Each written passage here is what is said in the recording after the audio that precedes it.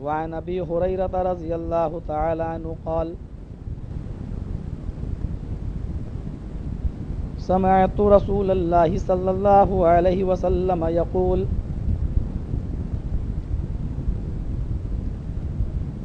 سبعة يظلهم الله في ظله يوم لا ظل إلا ظله إمام عادل وشاب نشأ في عبادة الله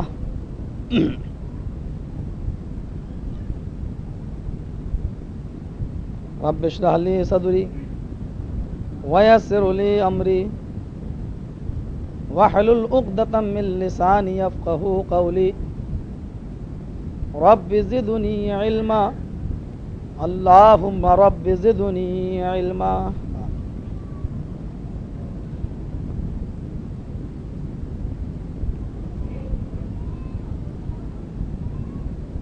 حمد و ثنا، تعریف و توصیف، کبریائی و بڑائی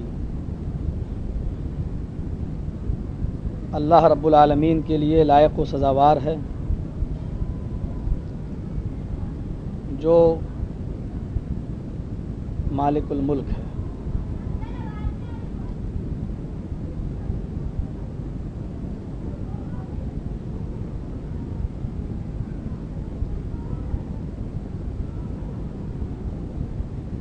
جتنا پہلے ان لوگوں کو ٹائم دیا گیا تھا، اس سے زیادہ وقت کسی اور کو دیا نہیں گیا۔ سب سے زیادہ مہلت ان لوگوں کو ملی ہے پروگرام کرانے کی۔ 10 دن پہلے خبر دے دی گئی تھی، تب ان لوگوں کے انتظام کا یہ حال ہے۔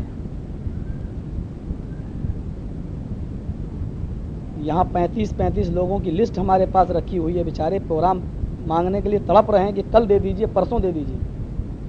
کہتے ہیں کہ جو چیز بلا مقصد اور بلا محنت کی مل جاتی ہے نا، اس کی قدر نہیں ہوتی۔ جمعے کے خطبے میں بولنے کا حکم نہیں ہے، اور کوئی آدمی اگر بول رہا ہو تو اس کو خاموش کرنے کا بھی حق نہیں ہے، اور اوپر سے آوازیں آ رہی ہیں۔ کون اس کا ذمہ دار ہے؟ جب کوئی حساس قوم اس طریقے سے بے غیرت ہو جائے تو اس قوم کے لیے اب حیا اور بقا اور زندگی کی امید رکھنا بالکل بیکار ہے۔ نکل چکی ہے وہ روح۔ آپ کو معلوم تھا کہ لائٹ کا کیا حال ہے، آپ پہلے انتظام کر کے رکھتے۔ مجھے حکم ملا 12:30 بجے آپ کا خطبہ شروع ہو جائے گا، 1 بج چکا ہے۔ اب کتنی دیر آپ خطبہ سننا چاہتے ہیں؟ میں جمعے کو اس کی افضل وقت سے ہٹانا بھی نہیں چاہتا ہوں کہ اس کے لیے اب ہم 1 گھنٹہ تقریر کریں۔ آپ نماز کا پڑھیں گے عصر کے وقت میں؟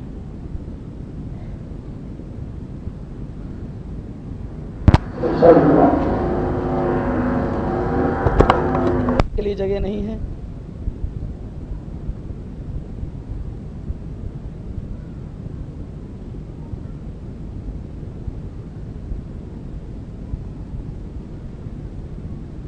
کوئی انتظام ہے یا نہیں؟ پھر بغیر مائک کے بولوں کیا کروں؟ 10 منٹ بول کے ختم کر دیتا ہوں۔ جمعے کی نماز پڑھیے پھر آپ۔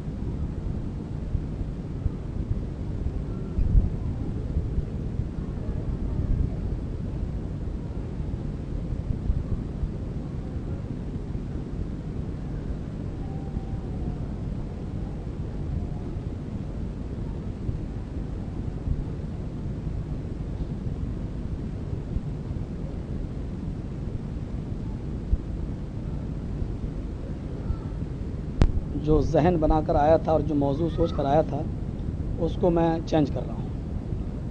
فَإِنَّ خَيْرَ الْحَدِيثِ كِتَابُ اللَّهِ وَخَيْرَ الْهَدْيِ هَدْيُ مُحَمَّدٍ صَلَّى اللَّهُ عَلَيْهِ وسلم وَشَرَّ الْأُمُورِ مُحْدَثَاتُهَا وَكُلُّ مُحْدَثَةٍ بِدْعَةٍ وَكُلُّ بِدْعَةٍ ضَلَالَةٍ وَكُلُّ ضَلَالَةٍ فِي النَّارِ۔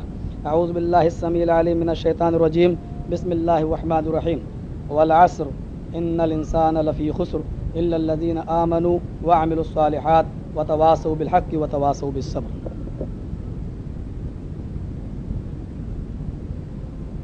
حمد و ثنا، تعریف و توصیف، کبریائی و بڑائی کے لائق ذات اللہ کی ہے، اور وہی ذات اس کی حقیقی مستحق ہے۔ اور درود و سلام کے بے شمار پھول نچھاور ہوں احمد مصطفیٰ، سرور کائنات، محسن انسانیت، رحمت للعالمین جناب محمد رسول اللہ صلی اللہ علیہ وسلم پر اللہم صلی وسلم وبارک علیہ۔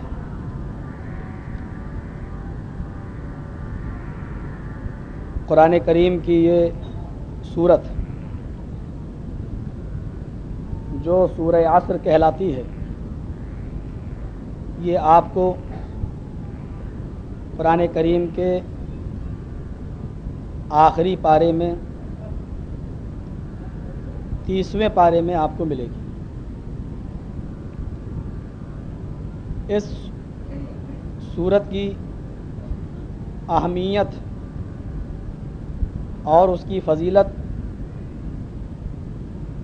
اور اس کا مقام اور اس کا درجہ اتنا عظیم ہے کہ اس کو آپ اس بات سے اندازہ لگا سکتے ہیں کہ مشہور مفسر قرآن حضرت عبداللہ ابن عباس رضی اللہ تعالی عنہ، جو ایک بار نبی اکرم صلی اللہ علیہ وسلم کے ساتھ نماز پڑھ رہے تھے، چھوٹے سے تھے، اور وہ نبی اکرم صلی اللہ علیہ وسلم کے بائیں سائڈ کھڑے ہو گئے۔ ان کو نماز کے بارے میں معلوم نہیں تھا کہ اگر دو آدمی نماز پڑھ رہے ہوں کہ دائیں کھڑا ہونا چاہیے یا بائیں کھڑا ہونا چاہیے۔ نبی اکرم صلی اللہ علیہ وسلم نے ان کو بال پکڑ کر، ایک روایت میں آتا کان پکڑ کر، آپ نے ان کو اس طرف سے گھما کر اپنے دوسرے سائڈ میں کر لیا، اور جب نماز پڑھا کر آپ نے سلام پھیرا تو اس کے بعد میں آپ نے فرمایا کہ اے اللہ، تو نے قرآن نازل تو کیا ہے میرے اوپر، لیکن قرآن کا علم اور قرآن کی سمجھ عطا فرما عبداللہ ابن عباس کو۔ یہ ایسی دعا دی اللہ کے نبی صلی اللہ علیہ وسلم نے عبداللہ ابن عباس کو کہ قرآن سے بڑا مفسر اب تک اور قیامت کی صبح تک ان سے بڑا نہ کوئی پیدا ہوا ہے اور نہ کوئی ہوگا، کیونکہ نبی اکرم نے قرآن کے علم کی اور قرآن کے فقاہت اور سمجھ کی دعا صرف عبداللہ ابن عباس کے لیے کی۔ یہ فرماتے ہیں کہ اگر اللہ رب العالمین نے پورا قرآن نازل نہ کیا ہوتا، صرف یہی ایک سورت اللہ تبارک و تعالیٰ نے نازل کی ہوتی، اتار دی ہوتی، تو انسان کی پوری زندگی میں عمل کرنے کے لیے یہی ایک سورت کافی ہوتی۔ اس سورت کی شروعات لفظ عصر سے ہو رہی ہے۔ آئیے ذرا اس کا سرسری ترجمہ دیکھتے ہیں۔ والعصر، زمانے کی قسم۔ یہ ایک الگ مسئلہ ہے کہ اللہ رب العالمین قسم کیوں کھاتا ہے، اور اس کو قسم کھانے کی ضرورت کیا ہے۔ قسم تو ان لوگوں کو کھانے کی ضرورت پڑتی ہے جن کے جھوٹا ہونے میں امکان ہو،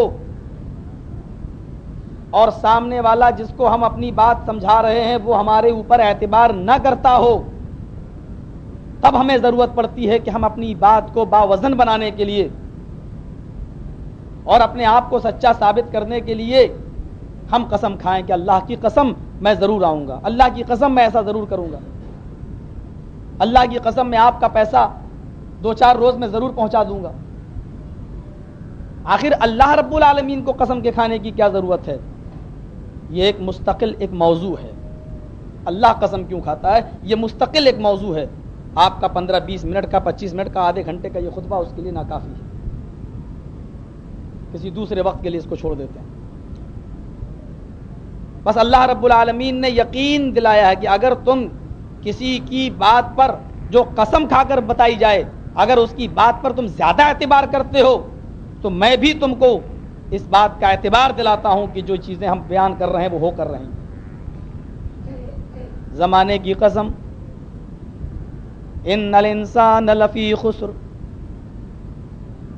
پوری کی پوری انسانیت خسارے کے اندر ہے، نقصان کے اندر ہے۔ انا بھی ہے اور انا کی خبر پر لام بھی داخل ہے۔ ان الانسان لفی خسر، اور الانسان میں الف لام جنسیت کا ہے۔ ساری انسانیت خواہ ان کا تعلق کسی بھی مذہب اور کسی بھی طبقے اور کسی بھی گروہ سے ہو، لفی خسر، وہ خسارے میں ہے، نقصان میں ہے۔ اور جو لوگ خسارے میں نہیں ہیں ان کو اللہ رب العالمین نے الگ کر دیا۔ پہلے تو سب کو سمیٹ لیا کہ ساری انسانیت خسارے کے اندر ہے، نقصان میں ہے، لیکن کون نقصان کے اندر نہیں ہے ان کو الگ کر رہا ہے۔ یہاں اللہ نے زمانے کی قسم کیوں کھائی؟ امام راضی اپنا واقعہ بیان کرتے ہیں کہ ایک بار میں بازار سے گزر رہا تھا، ایک برف بیچنے والا اپنے برف کو بیچ رہا تھا، اور جیسے جیسے اس کی برف گھلتی جا رہی تھی وہ اپنے برف کے قیمت میں کمی کرتا جا رہا تھا۔ اس کو شام تک وہ برف بیچنا تھی، اس لیے وہ اپنی قیمت میں کمی کرتا جا رہا تھا۔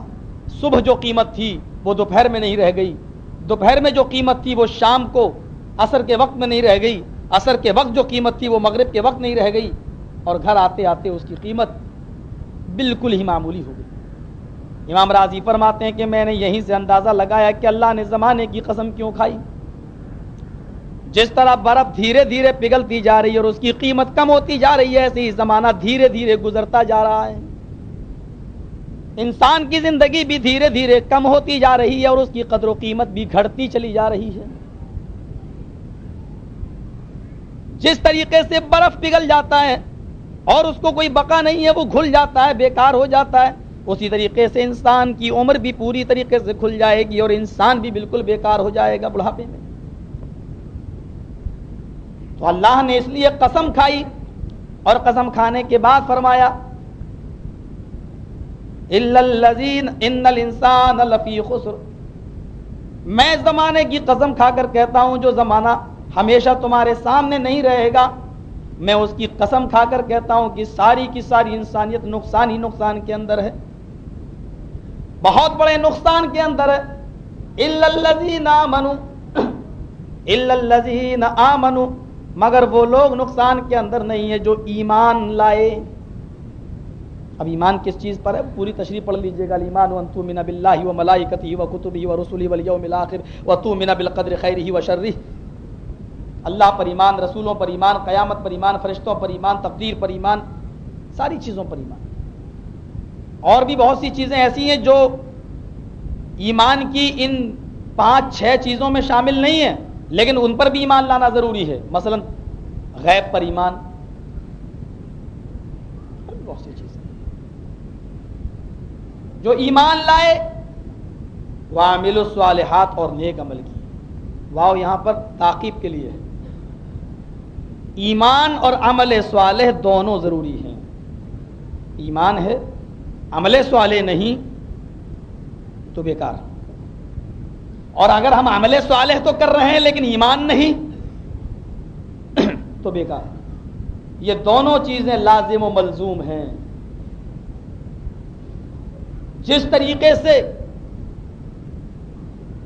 سورج کی ضرورت ہے ہمیں، چاند کی بھی ضرورت ہے۔ جس طریقے سے نسل کو بڑھانے کے لیے ایک مرد کو عورت کی اور ایک عورت کو مرد کی ضرورت ہے، اسی طریقے سے ایمان کو عمل صالح کی اور عمل صالح کو ایمان کی ضرورت ہے۔ ہم مومن تو ہیں، ہم با ایمان تو ہیں، ہم نے کلمہ تو پڑھا ہے، لیکن اذان کی آواز آتی ہے حی علی الصلاۃ، ہم ہوٹل پہ چائے پی رہے ہیں۔ اذان کی آواز آتی ہے الصلاۃ خیر من النوم، ہم نے یہ کلمہ بھی سنا لیکن اس کے باوجود کمبل یا لحاف اوڑھ کر ہم سو رہے ہیں۔ ہمارا ایمانیہ کوئی کام کا نہیں ہے۔ چلو ہم نے عمل صالح کیا لیکن ایمان نہیں، یہ کام تو انڈیا میں غیر مسلم بھی کر رہے ہیں، بڑے بڑے نیک کام کر رہے ہیں۔ آج غیر مسلموں نے ایک تنظیم بنائی ہے، ہم غریب لڑکیوں کی شادی کا انتظام اپنے پاس سے کریں گے۔ چند نوجوان ہندوؤں کے اکٹھا ہوئے، ان کے پاس غریب لڑکیوں کی لسٹ پیش کر دی جاتی ہے اور وہ لوگ آپس میں کلیکشن کر کے چندہ کر کے ان کی شادیوں کا انتظام کر دیتے ہیں. مئی اور جون کی چلچلاتی ہوئی گرمی کے اندر وہ برف کا پانی ٹھنڈا ٹرین کے اندر اسٹیشنوں پر لے کر کھڑے ہوتے ہیں کہ گاڑی رکے گی, ہم مسافروں کو فری میں ٹھنڈا پانی بھر بھر کے دیں گے. آج عمل صالح تو وہ بھی کر رہے ہیں, نیک عمل تو وہ بھی کر رہے ہیں, لیکن چونکہ وہ ایمان کے ساتھ کام نہیں کر رہے ہیں, وہ اہل ایمان نہیں ہے, اس لیے یہ کام ان کا بیکار, کوئی ثواب ان کو نہیں ملے گا. ایمان بھی ضروری ہے اور عمل صالح بھی ضروری ہے. اور ایمان اور عمل صالح جب ہم کریں گے, ایمان لانے کے بعد جب عمل صالح کریں گے تو اس حدیث پر عمل کرو. الو ان صلات اللہ غالیۃ الا ان صلات اللہ الجنہ. اے لوگو, اللہ کا سامان بہت مہنگا ہے. او لوگو, اللہ کا سامان بہت مہنگا ہے, اور وہ مہنگی چیز کیا ہے؟ وہ جنت ہے, جنت. الا ان صلات اللہ الجنہ, وہ مہنگی چیز جنت ہے جو تمہیں اتنی آسانی سے نہیں مل جائے گی. دوسری جگہ اللہ نے کہا, او لوگو خریدو گے میری جنت کو, کون ہے جو اس کی قیمت دے سکتا ہے میری جنت کی؟ ہاں, میں اس کی ایک قیمت لگاتا ہوں, میں نے اپنی جنت کو بیچ دیا تمہارے ہاتھ, تمہارے مالوں اور تمہاری جانوں کے بدلے میں. تو میری راہ میں اپنی جان کا نذرانہ پیش کرو, یعنی جہاد کرو, اور میری راہ میں مالی تعاون کرو. بس ہم نے اپنی جنت کو جہاد اور مال کے عوض میں ہم نے بیچ دیا ہے, ہم نے اس کو تمہیں دے دیا ہے. کون خریدے گا اس کے بدلے میں میری جنت کو؟ اور جان کا نذرانہ کتنا مہنگا ہے. کون آدمی اپنے 3-3 4-4 خوبصورت بیوی کو چھوڑ کے مرنا چاہتا ہے؟ ارے وہ اور تھے اللہ والے, آج شادی ہوئی, آج ان کا نکاح ہوا, آج ہی گھر میں خوبصورت بیوی آئی. رات میں اپنی بیوی سے ہم بستر ہوئے, پہلی رات ہے, شب زفاف کی رات, بڑے ارمانوں کی رات ہوتی ہے. بیوی سے ہم بستری سے فارغ ہوتے ہیں کہ جنگ کا نقارہ بج جاتا ہے. اس آواز کے بعد ایک لمحے کے لیے بھی اپنے گھر میں رکنے کی اجازت نہیں ہے. حضرت حنظلہ کہتے ہیں, وہ میری بیوی, اس آواز کے بعد اب مجھے ایک لمحہ بھی تیرے پاس بیٹھنے کی اجازت نہیں. اپنا گھوڑا سنبھالا, زین لی, تلوار ہاتھ میں پکڑی, بچاؤ کے لیے ڈھال لیا اور اپنے گھوڑے کو دوڑانا شروع کر دیا. بیوی چیخ کر کہتی ہے, او میرے پیارے شوہر, میرے سرتاج, میں آپ کو جنگ میں جانے کے لیے روک نہیں رہی ہوں, آپ جنگ میں جائیے, لیکن ایک گزارش کرتی ہوں. کہا کیا؟ کہا بھی تم مجھ سے ملے ہو, یہ پہلی رات تھی, تم نے مجھ سے جمع کیا ہے, کم سے کم میدان جنگ میں جا رہے ہو تو غسل جنابت تو کر لو, کم سے کم پاک و صاف ہو کر تو میدان جنگ میں جاؤ, کیونکہ میدان جنگ ایک ایسا میدان ہے کہ جہاں سے واپس آنا ممکن بھی ہو سکتا اور ناممکن بھی. کیا تم اپنے رب سے اس حال میں ملو گے؟ کہا بیوی سنا نہیں, اس آواز کے بعد ایک لمحہ بھی رکنے کی اجازت نہیں ہے.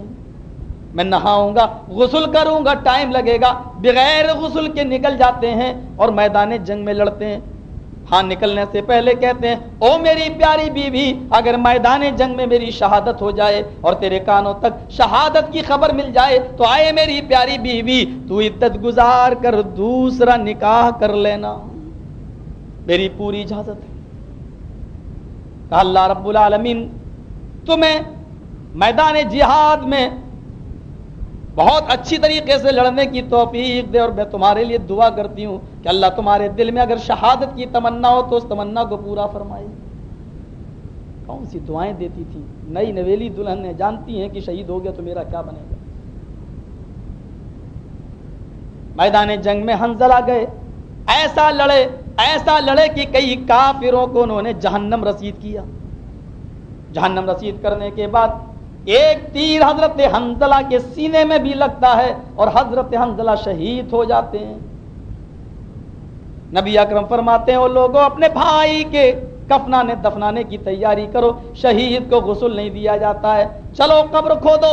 شہید کو کفن نہیں پہنایا جاتا ہے, شہید کی جنازے کی نماز نہیں ہوتی ہے, چلو اس کو اسی حال میں دفن کر دو, اس لیے کہ قیامت کے دن شہید اسی حال میں اٹھے گا کہ اس کے جسم سے خون بہ رہا ہوگا, اور اللہ اس کے خون کو دیکھ کر کہے گا فرشتوں میرے بندے نے تو میری راہ میں اپنی گردن کٹا دی, میری راہ میں تو خون بہا دیا, اس سے کس چیز کا حساب لوں, اس نے تو میری راہ میں اپنی زندگی ختم کر دی. اے فرشتوں جاؤ, میں نے اپنے شہید بندے کو بغیر حساب و کتاب کے جنت میں داخل کر دیا. جاؤ اس کے لیے قبر کھودو. قبر کھو دی گئی. حنظلہ کی بیوی آتی ہے, اللہ کے نبی میرے پیارے شوہر کو غسل دے دیجئے. فرمایا او حنظلہ کی بیوی کیا تو جانتی نہیں کہ شہید کو غسل نہیں دیا جاتا؟ کہا اللہ کے نبی مسئلہ مجھے معلوم ہے, شہید کو غسل نہیں دیا جاتا, میں جانتی ہوں, لیکن میں اس غسل کی بات نہیں کر رہی ہوں جو میدان جنگ کے اندر سے جو عام مردوں کو دیا جاتا ہے. میں تو اس غسل کی بات کر رہی ہوں کہ آج ہم حنظلہ کی شادی ہوئی اور انہوں نے شب زفاف میرے ساتھ گزاری. اے اللہ کے نبی وہ بغیر غسل کے میدان جنگ میں آ گئے. اے اللہ کے نبی میرے شوہر کو غسل جنابت دے دیجئے, انہوں نے میرے ساتھ جماع کیا تھا, میرے ساتھ ہم بستری کی تھی. اللہ کے نبی تھوڑی دیر سوچ میں پڑ گئے کہ اس کو غسل دوں یا نہ دوں. جبرائیل امین کا انتظار کرنے لگے کہ جبرائیل کیا پیغام لے کر آئے. اچانک نبی اکرم کے چہرے پہ مسکراہٹ آتی ہے. حنظلہ کی بیوی کہتی ہے اللہ کے نبی کیا سوچ رہے ہیں آپ میرے شوہر کے بارے میں, میری اجازت ہے ان کو غسل دیجیے. فرمایا او حنظلہ کی بیوی آج حنظلہ میرے غسل کا محتاج نہیں ہے, میری آنکھیں دیکھ رہی ہیں کہ آسمان سے 70,000 فرشتے نازل ہوئے ہیں اور وہ تیرے شوہر کو غسل دے رہے. کیا؟ ہاں آج کے بعد حنظلہ میرا غسل دیا ہوا نہیں, غسیل الملائکہ ہے, ملائکہ. مسند احمد کے اندر حدیث میں تھوڑا سا ضعف کمزوری ہے, لیکن اس لائق نہیں کہ اس کو بیان نہ کیا جائے, موضوع عمن غلط نہیں ہے, حدیث حسن درجے کی ہے, یعنی اس کو بیان کیا جا سکتا ہے. ملائکہ جمع ہے اور اللہ کے نبی کی وہ حدیث ہے کہ 70,000 فرشتے تیرے شوہر کو غسل دے رہے. اللہ کے نبی پھر کا جنازے کی نماز تو نہیں پڑھی جائے گی, لیکن تیرے شوہر کے لیے 70,000 فرشتوں نے دعائے مغفرت فرمائی ہے.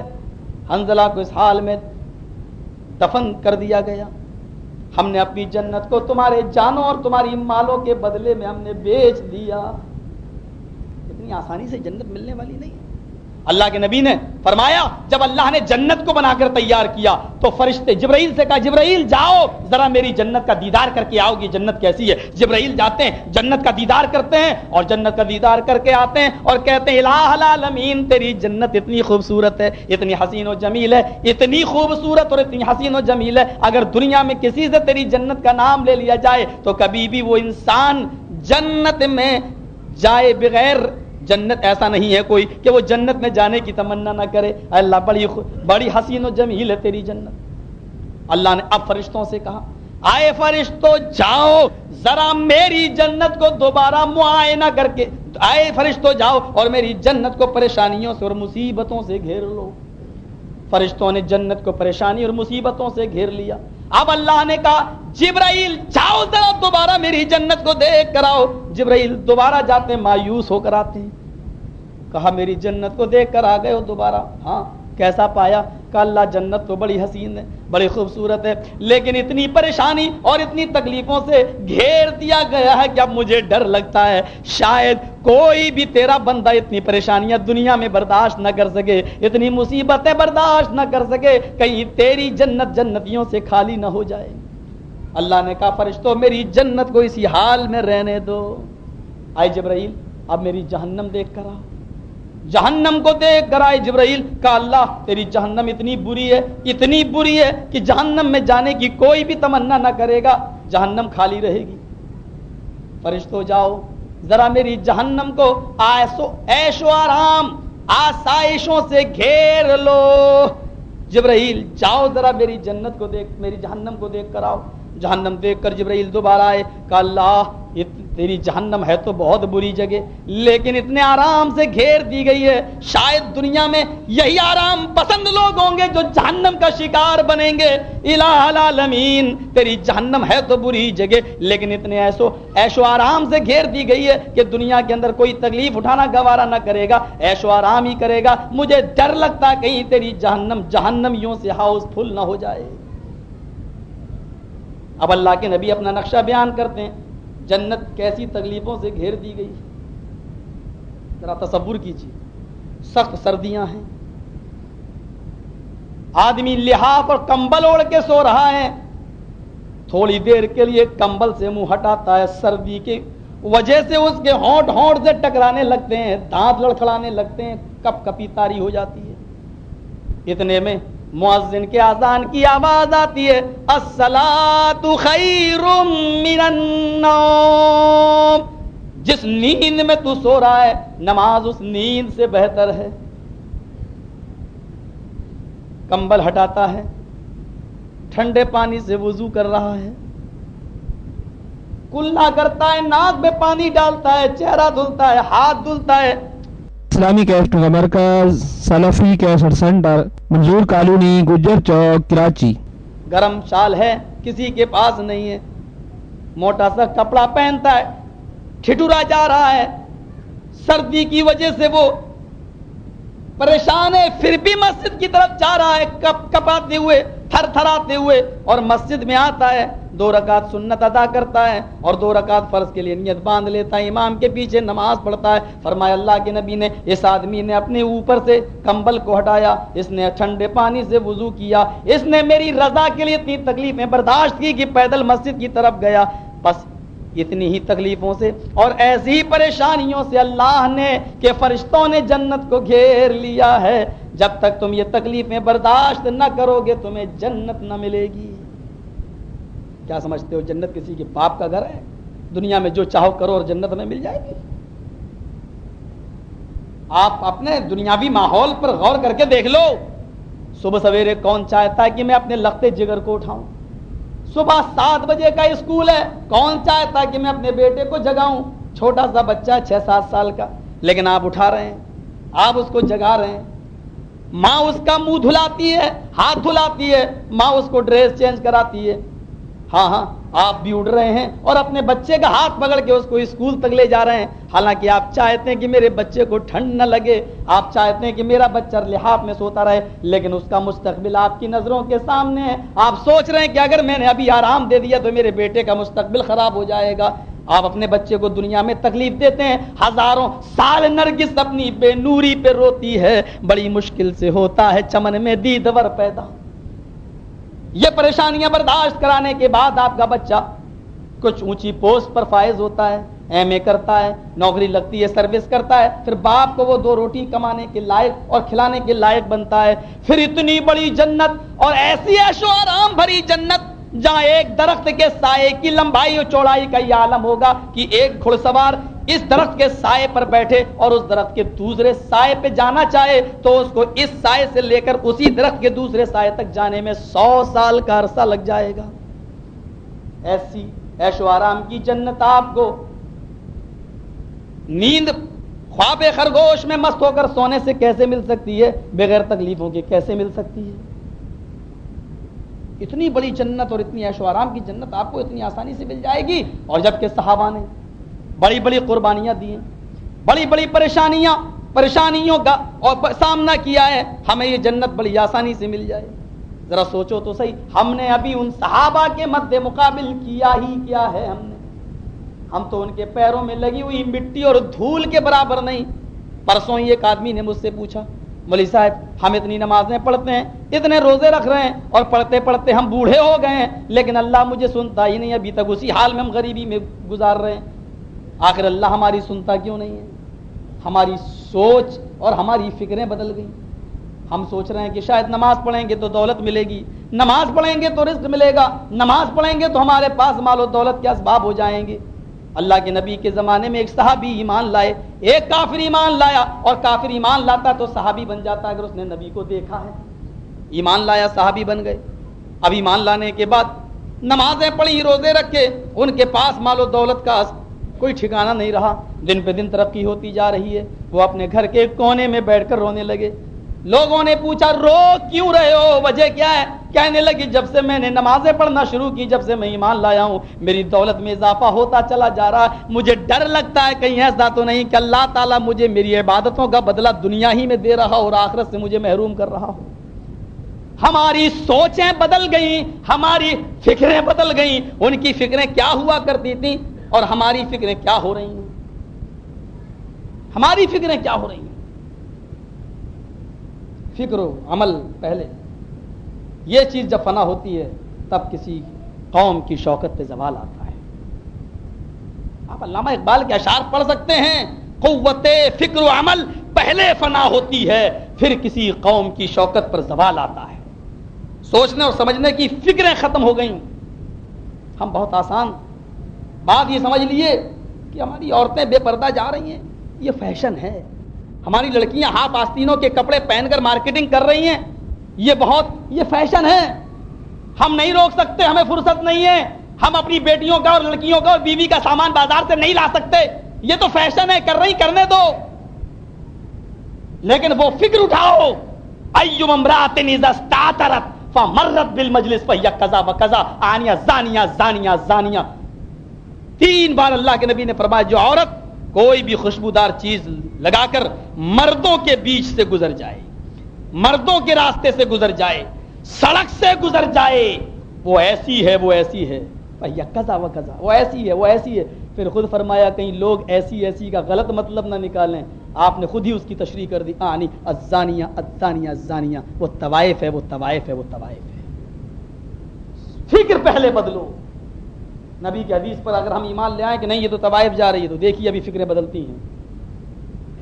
ہم نے فیشن سمجھ لیا ہے, اور جو اس طریقے سے تقریر کرنا شروع کر دے, کہتے ہیں نہیں اس مولوی کا پتہ صاف کرو. ہماری ماں بہن بیٹیوں کو ایسا بولتا ہے. مولوی بھی بیچارہ ممبر پہ کھڑا ہو کر مروب ہے, مسجد کا متولی سود کھاتا, ہم سود کے خلاف نہیں بول سکتے. نکال دے گا وہ مجھے. یہ بھی شرک ہے. صرف قبروں پہ سر جھکانا شرک نہیں ہے, متولی کے ڈر سے سود کے خلاف نہ بولا جائے یہ بھی شرک ہے. اس لیے کہ اس مولوی نے اس متولی کو رزاق سمجھ لیا ہے کہ روزی روٹی یہ دے رہا ہے, اس کی دی ہوئی تنخواہ سے مجھے بال بچوں کے گھر کا خرچہ نکل رہا ہے میرا. یہ بھی رزاق اس کو سمجھ رہا ہے جبکہ رزاق وہ ہے. اپنی فکریں بدلو پہلے. نئی تہذیب کے بدلنے میں دقت زیادہ تو نہیں ہوتی. اقبال کیا چیز, کیا شعر کہہ گئے. دیکھ لو آج شادیوں میں ہمارا حال کیا ہے. اہل حدیث ہیں ہم, دوسروں کو نہیں کہہ رہے, ہم اپنے آپ کو کہہ رہے ہیں اہل حدیث ہیں. پوچھو کون سا اہل حدیث ہے کہ جس کے ہاں بارات نہ آتی ہو, مسجدوں میں نکاح ہوتا ہو؟ ہے کوئی اہل حدیث؟ ہے جوہر کی نماز پڑھنے کے بعد صاحب یہ فلاں جگہ اس کا رشتہ ہونے والا, امام صاحب اٹھیے اور اس کا نکاح پڑھا دیجئے. شام کو 2 عورتیں گھر سے جائیں اور اس کی ودا کرا کے لائیں. ہے ایسا کوئی نکاح؟ ہم اہل حدیث ہیں. مولوی صاحب سیرت پہ بولنا, مولوی صاحب اللہ کے رسول کی اطاعت پر تقریر کرنا, مولوی صاحب آج ایسی تقریر کرنا کہ ہمارے بغل میں فلاں فلاں لوگ رہتے ہیں ان کو کچھ فرق پڑے. ہم چاہے جو کرتے رہیں, ہمارے یہاں باراتیں رات میں 3 اور 4 بجے آئیں.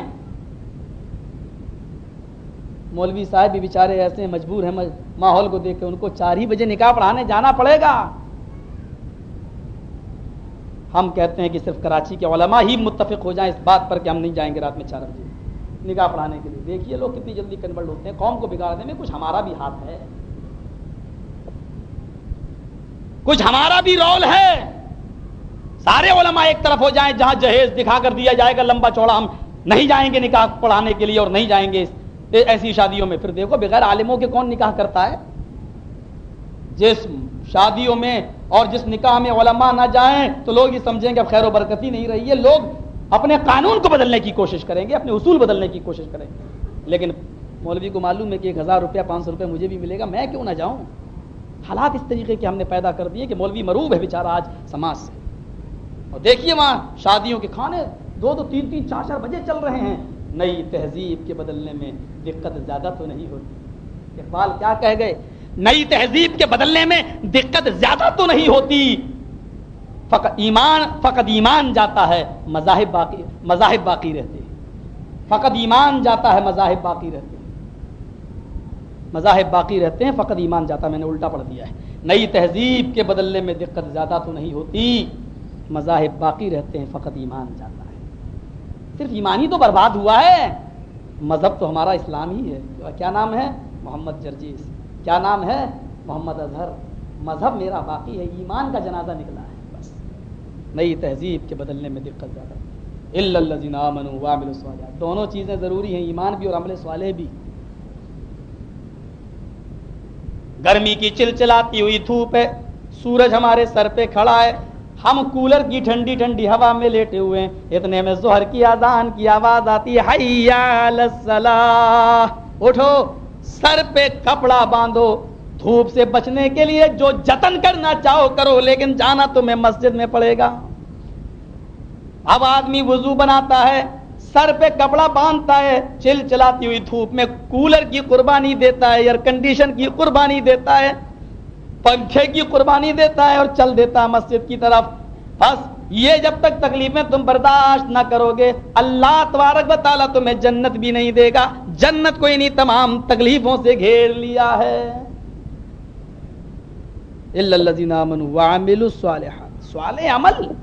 ہاں، امام بخاری رحمۃ اللہ علیہ اپنی مشہور مایہ ناز کتاب الادب المفرد، بہت مشہور کتاب ہے امام بخاری کی، اس میں ایک حدیث نقل کرتے ہیں.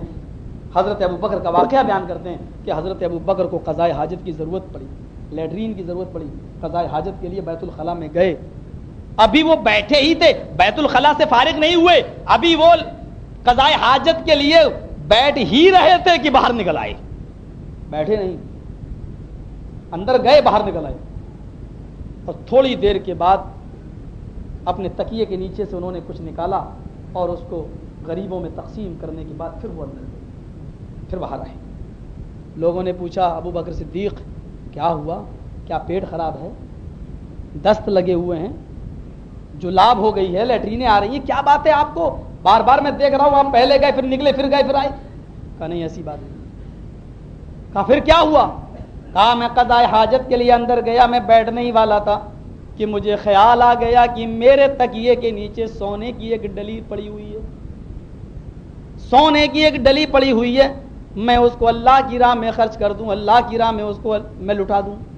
پھر میں نے اس کو اللہ کی راہ میں خرچ کر دیا. جب وہ میرے پاس سے چلی گئی، اس کے بعد میں قضاء حاجت سے فارغ ہو کر آیا. لوگوں نے کہا یہ کام تو تم قضاء حاجت سے فارغ ہونے کے بعد بھی تو کر سکتے تھے. ارے گئے تھے تو لیٹرین کر لیتے، قضاء حاجت سے فارغ ہوتے اور لوٹ کر آتے، اور اس کے بعد میں آپ اس کے بعد آپ تقسیم کر دیتے، غریبوں میں وہ ڈلی بانٹ دیتے. کہنے لگے اس میں دو خطرے مجھے لاحق ہوئے. پہلا تو یہ کہ پتہ نہیں میں قضاء حاجت سے فارغ ہو کر اس ڈلی تک پہنچ پاؤں گا یا نہیں، ہو سکتا ہے کہ میرا انتقال اس سے پہلے ہو جائے کیونکہ موت کا کوئی علم نہیں ہے. اور دوسرا خطرہ یہ تھا کہ اتنی دیر میں ہو سکتا تھا کہ شیطان میرے ارادے کی باغ ڈور کو موڑ دیتا اور میں باہر نکلتا، اور شاید میرے اس ڈلی کو تقسیم کرنے کا، غریبوں میں بانٹنے کا ارادہ میرا نہ ہوتا، اور شیطان میری ارادے کی، میرے دل کی باغ ڈور کو کہیں موڑ نہ دیتا. کیونکہ شیطان ہر انسان کے خون کی رگوں میں دوڑتا رہتا ہے، کہیں وہ میرے دل میں وسوسہ پیدا کر کے کہیں مجھے خرچ کرنے سے روک نہ دیتا. یہ تھا عمل صالح. یہ صالحیت آج ہمارے اندر ہے. کہتے ہیں چمڑی چلی جائے لیکن دمڑی نہ جائے. ایسے بھی لوگ ہیں جن کو بولا جاتا ہے مکھی چوس. کچھ لوگ ہوں گے، مسل ایسے مشہور نہیں ہوتی ہے، جو شوربے میں گر جائے مکھی تو اس کو بھی چوس کے پھینکتے ہوں گے. ایک شخص تھا بیچارہ، وہ بھیک مانگتا تھا، تو ایک امیر آدمی نے اس سے کہا کمینے بھیک ہی مانگتا رہے گا، نماز کیوں نہیں پڑھتا؟ کہا تیرے پاس اتنی گائے ہیں، ایک گائے مجھے دے دے. کہا اچھا میں ایک گائے تجھے دے دوں گا لیکن شرط ہے کہ تو 40 دن تک میری مسجد میں نماز پڑھے گا. کہا ٹھیک ہے.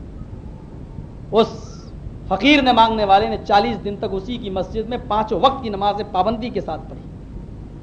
اور 41ویں دن پہنچا، دیکھو تمہارے کہنے کے مطابق میں نے نماز پڑھ لی ہے اور تم نے 5 وقت کی نماز میں مجھے یہاں دیکھا ہے.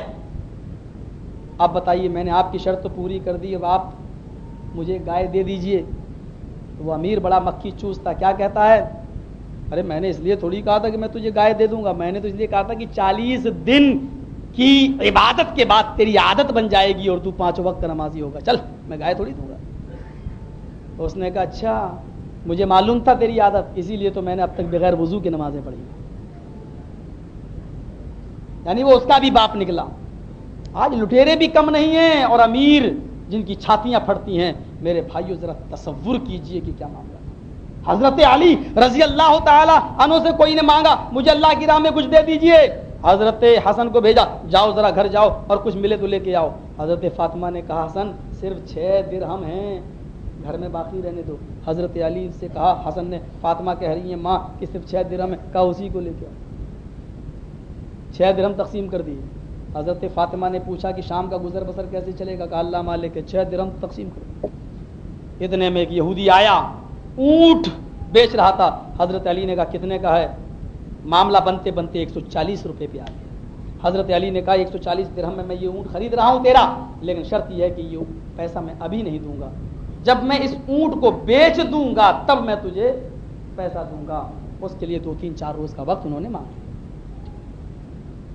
وہی دن تھا 140 درہم کا اونٹ خریدا تھا, وہ چلا گیا. ٹھیک ہے جب آپ بیچ دیں یا کچھ بھی کریں مجھے 2-4 روز میں پیسہ مل جائے گا. اسی دن حضرت علی کا وہ اونٹ 200 درہم میں بک گیا. حضرت علی اسی دن اس یہودی کے گھر گئے, 200 درہم میں اس اونٹ کو بیچا تھا, 140 اس کو دیے, اور 60 درہم لے کر واپس آئے اور فاطمہ کے پاس رکھ دیے. لو.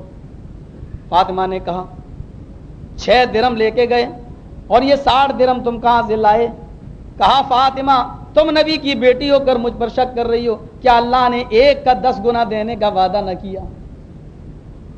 میں نے اللہ کی راہ میں 6 درہم خرچ کیے اور اللہ نے مجھے 60 درہم سے نواز دیا. یہ تو دنیا میں بدلہ ہے اور آخرت کا بدلہ وہ میرے نام اعمال میں لکھا جا چکا ہے, میرے رجسٹر میں لکھا جا چکا ہے. اللہ چاہے گا تو دے گا اور اللہ چاہے گا تو مجھے محروم کر دے گا, لیکن مجھے اس سے نیک امیدیں ہیں. اس طریقے کے جذبے آج ہمارے اندر پیدا نہیں ہیں. حضرت عثمان غنی نے کہا کہ اے اللہ کے نبی غزوہ تبوک کے موقع پر میں 100 اونٹ دیتا ہوں.